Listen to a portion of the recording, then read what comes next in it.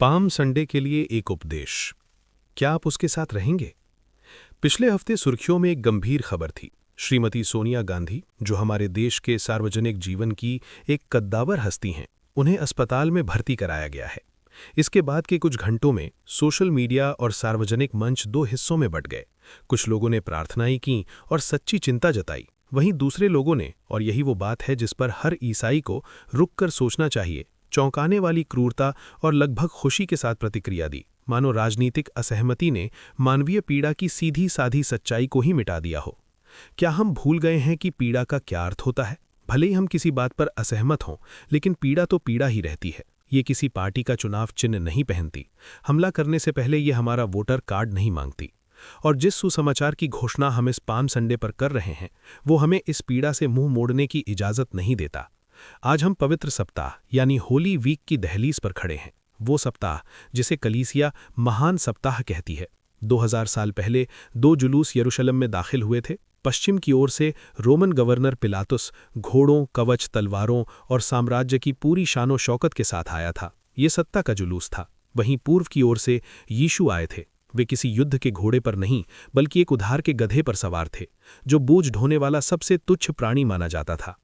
भीड़ ने खजूर की डालियां लहराईं और होसन्ना के नारे लगाए, लेकिन कुछ ही दिनों के भीतर वही लोग चिल्लाने लगे, इसे क्रूस पर चढ़ा दो। चेस्टरटन ने अपनी कविता द डंकी में इस विरोधाभास को बखूबी बयान किया है।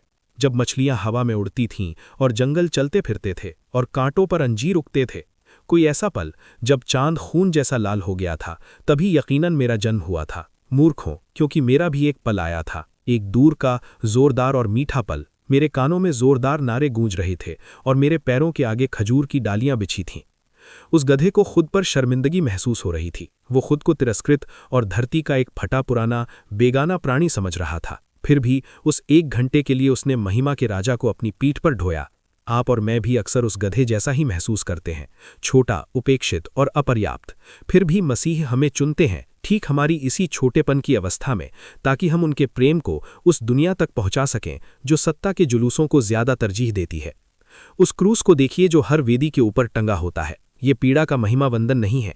ये इस बात का सबसे बड़ा प्रमाण है कि ईश्वर हमारी पीड़ा से सुरक्षित दुनी बनाकर नहीं खड़े रहे, बल्कि वे हमारी पीड़ा में स्वयं शामिल हो गए। उन्होंने बगीचे में विश्वासघात, पतरस द्वारा इनकार, शिष्यों द्वारा अकेला छोड़ दिया जाना, झूठे आरोप, कोढ़े खाना और कीलों का दर्द महसूस किया। जब हम खुद को अकेला महसूस करते हैं, जब कोई नेता अस्पताल में पड़ा होता है और दुनिया उसका मजाक उड़ाती है, जब हमारे अपने दिल भारी होते हैं, तो वो समझते हैं वो इस दौर से गुजरे हैं। पैशन की कहानी हम में से हर एक से वही तीखा सवाल पूछती है जो शिष्यों ने अंतिम भोज के समय सुना था, क्या वो मैं ही हूं प्रभु? मत्तई 26:22। यहूदा ने चांदी के 30 सिक्कों के लिए विश्वासघात किया। मुर्गे के बांग देने से पहले पतरस ने 3 बार इनकार किया। उनमें से हर एक असफल रहा। फिर भी यीशु वफादार रहे। उन्होंने उन्हें त्याग नहीं दिया। उन्होंने क्रूरता का जवाब क्रूरता से नहीं दिया। उन्होंने उनके पैर धोए, उनके साथ रोटी तोड़ी और क्रूस पर उन्होंने प्रार्थना की, हे पिता, इन्हें क्षमा कर, क्योंकि ये नहीं जानते कि ये क्या कर रहे हैं। यही सुसमाचार का वो विवादित सत्य है। मसीही ने सबके लिए कष्ट सहे, विश्वासियों और अविश्वासियों के लिए, शक्तिशाली और शक्तिहीनों के लिए, उनसे प्रेम करने वालों और उन्हें ठुकराने वालों सब के लिए। और वे हमें भी वैसी ही वफादारी निभाने के लिए बुलाते हैं। जैसा कि हम इस सप्ताह सीखते हैं, विश्वास का अर्थ डर या संदेह का न होना नहीं है। ये भरोसा करने का एक दृढ़ और रोज लिया जाने वाला निर्णय है, मेरी नहीं बल्कि तेरी इच्छा पूरी हो। लूका 22:42। तो इस पाम संडे हम में से हर एक के सामने एक बेहद सीधा साधा सवाल है, क्या हम उनके साथ रहेंगे? जब प्रार्थना करना नीरस लगे, जब अखबारों की सुर्खियां हमें क्रोधित कर दें, जब सत्य के पक्ष में खड़े होने की कीमत दोस्ती या लोकप्रियता खोने के रूप में चुकानी पड़े, तब क्या हम डटे रहेंगे? जब कोई राजनीतिक विरोधी अस्पताल के बिस्तर पर पड़ा हो, तो क्या हम वैसी ही करुणा दिखाएंगे जैसी मसीह में उन लोगों के प्रति दिखाई थी जिन्होंने उन्हें क्रूस पर कीलों से जड़ा था?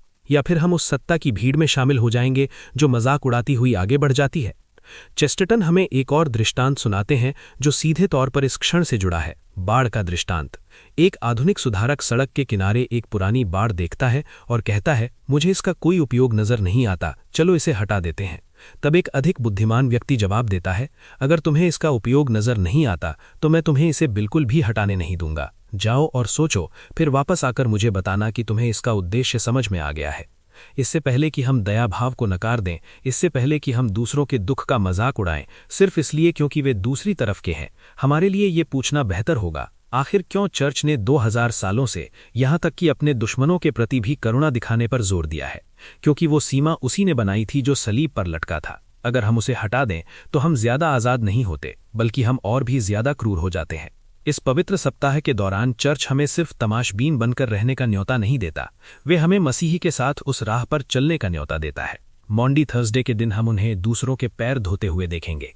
गुड फ्राइडे के दिन हम सलीब के चरणों में खड़े होंगे। पवित्र शनिवार के दिन हम कब्र की खामोशी में इंतजार करेंगे और ईस्टर के दिन हम विजय की उस असंभव घोषणा को सुनेंगे। लेकिन इनमें से कुछ भी सच्चा नहीं होगा अगर आज सुबह हम अपने हृदयों को अस्पताल के दरवाजे पर ही छोड़ आएं। तो आइए इस सप्ताह को कुछ अलग बनाते हैं। आइए हम युद्ध के घोड़े के बजाय गधे का रास्ता चुनें। आइए हम मसीह के प्रेम को दुनिया में ठीक वहां तक ले जाएं जहां इसकी सबसे ज्यादा कीमत चुकानी पड़ती है। हमारे व्हाट्सएप ग्रुपों में, हमारी टाइमलाइंस पर, हमारे परिवारों में और हमारी राजनीति में श्रीमती सोनिया गांधी के लिए प्रार्थना करें, उनके डॉक्टरों के लिए प्रार्थना करें, उन लोगों के लिए प्रार्थना करें जो उनसे प्रेम करते हैं और उनके लिए भी जो उनका विरोध करते हैं। और फिर अपने हृदय को टटोलें, हे प्रभु, क्या वो मैं ही हूं? क्या मैंने करुणा को रोक रखा है? क्या मैं भूल गया हूं कि पीड़ा का क्या अर्थ होता है? मसीह ने हमारे लिए स्वयं को रिक्त कर दिया। अब वे पूछते हैं, क्या हम उन लोगों को जिनसे हम असहमत हैं एक प्याला ठंडा पानी भी देंगे या कम से कम एक मौन प्रार्थना ही करेंगे? जब परिस्थितियां कठिन होंगी तो क्या हम उनके साथ रहेंगे? आज खजूर की डालियां हमारे हाथों में हैं। आइए इन्हें हम केवल गिरजाघर में ही न लहराएं। आइए इन्हें हम दुनिया में उस राज्य के प्रतीक के रूप में लेकर जाएं जो क्रूरता का जवाब क्रूरता से देने से इनकार नहीं करता, बल्कि हर क्रूस का जवाब पुनरुत्थान के वायदे से देता है। जिस प्रभु ने गधे की सवारी की थी, वे इस सप्ताह हमारे हृदयों में प्रवेश करें और हमें उनके साथ रहने का साहस मिले, कैलवरी तक और उसके भी आगे। पिता, पुत्र और पवित्र आत्मा के नाम पर, आमीन।